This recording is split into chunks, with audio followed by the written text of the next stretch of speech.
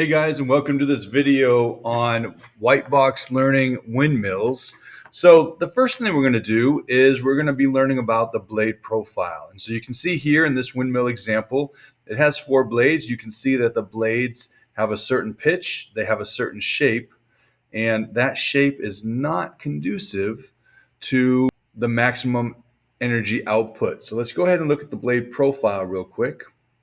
And so you can see that the current blade profile is pretty much a rectangle. And we can see that our blade span is only 175 millimeters. So the first thing that we're going to have to do is go over here. We're going to change it to complex. This is going to add another dimension onto our blade. And we're also going to look at our outputs. And so anytime that you're doing a design, you kind of want to look at your design specifications first. And we're looking specifically at the span, the root chord, and the tip chord. So these 3 measurements right here. So right now in design, we have 175 on span. Our maximum is 295. Our minimum is 150. Our root chord, which is going to be the width of the blade at its widest area, right now is 40. The maximum is 55. And our tip chord, which is going to be the width of the blade at the tip, right now is designed at 40 and the maximum is 55. So we actually want the tip chord to be more on that minimum side. That root chord is pretty decent. We may make it a little bit wider, but the span definitely needs to change. The longer your blade is, the more wind that is going to be able to catch. So let's go back over to engineering. And so what we're going to do is we're going to change this. We're going to max it out at 295. Let's just give it as an example.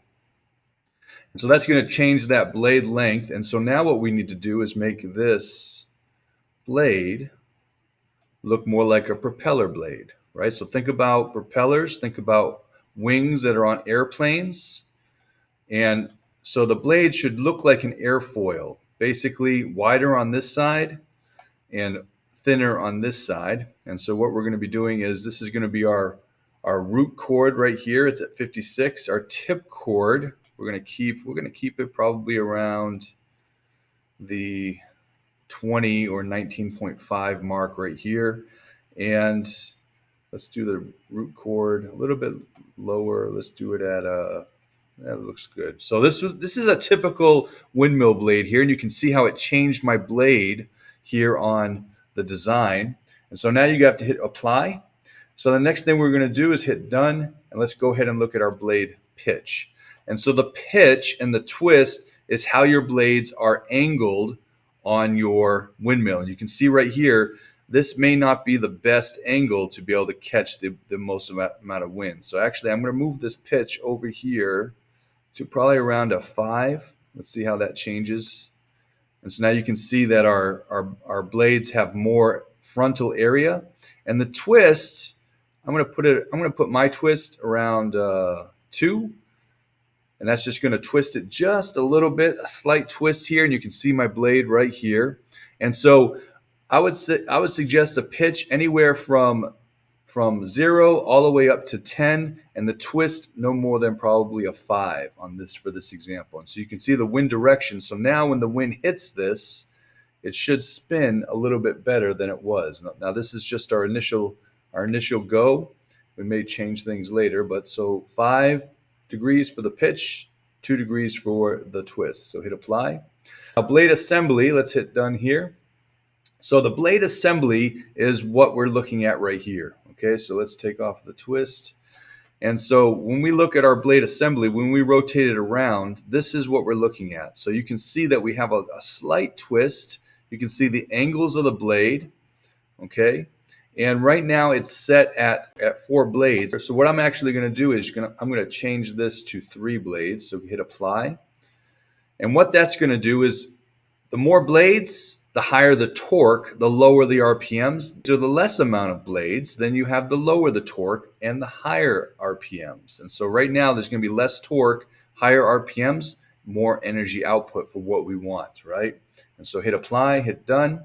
Now the nacelle is your gears, your ratio that we're going to be putting on the back, right? So this is actually the gear box, right? So you can see right here. And so we have our driver and our driven gear.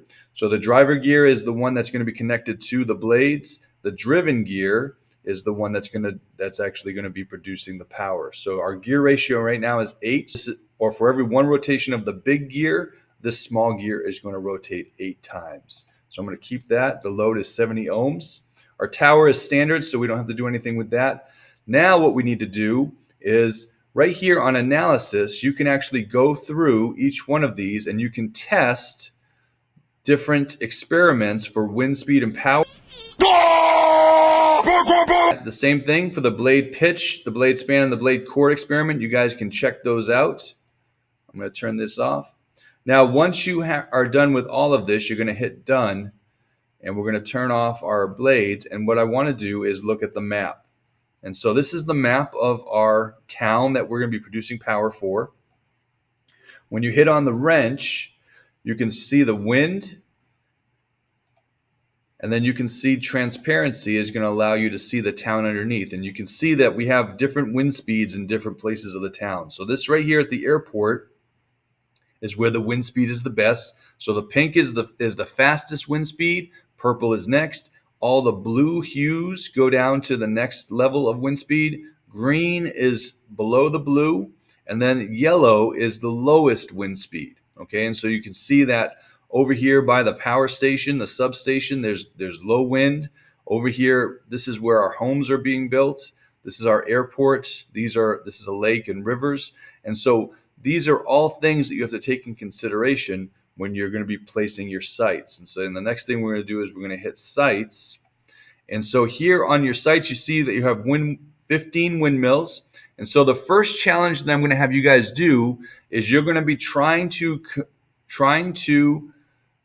produce 250 kilowatt hours of energy.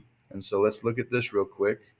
Right here, total 250 kilowatt hours of energy using 5 windmills. Okay, so I'm going to show you how to place one. So all you have to do is just click it, place it where you want. Now, once you place it, you actually have to have a road go to that windmill. And so then you're gonna right click to undo the road. So you left click to start it, right click to end it.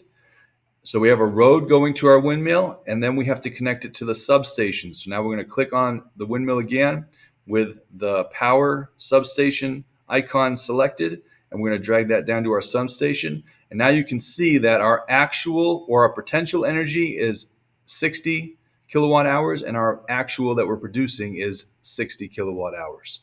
Okay, and this may change as you move it around. Okay, so you can try different areas, but over here in the purple, mostly it's going to be 60. Now, you can design your blades a little bit better, and so I have blades that actually are designed to hit 75 kilowatt hours per blade, right? So per windmill. And so this one right here will hit 60. And so that is our first windmill. And so now if we place another windmill here, you can see that our potential is pretty much the same, 60. But if we place it here, you can see that we lose our actual energy because this windmill is actually taking the wind from here. Okay? If we place it here, again, this windmill, they can't be too close together because the windmills will take the energy away from each other and they'll both produce zero. So you have to place it at a certain spot where that windmill is not going to be touching the other windmill's wind, right? And when you place a new windmill, you have to place new roads, right? So we're going to be placing some roads connecting.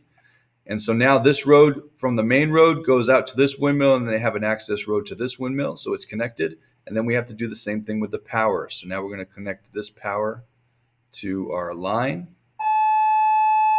And so now